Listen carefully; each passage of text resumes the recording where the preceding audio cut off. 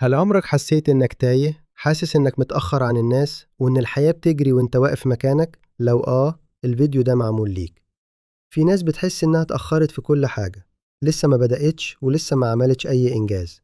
بس اللي محدش بيقولهولك مفيش حاجة اسمها متأخر طول ما إنت لسه عايش.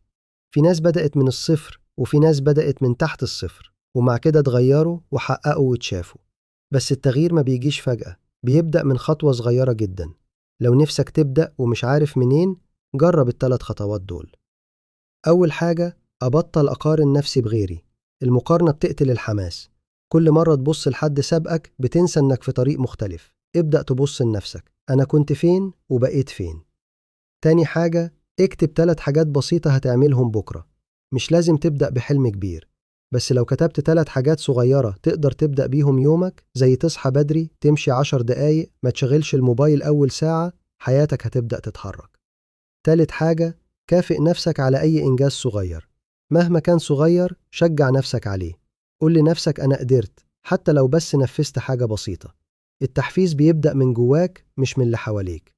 ما تستناش الظروف تتظبط، انت اللي تقدر تظبطها لما تبدأ. ابدأ النهاردة حتى لو خطوة واحدة بس، وقول لنفسك أنا مش فاشل، أنا لسه ما بدأتش. لو الكلام ده لمسك، اشترك في القناة وفعل الجرس وسيب لي في تعليق ايه أول خطوة ناوي تبدأ بيها.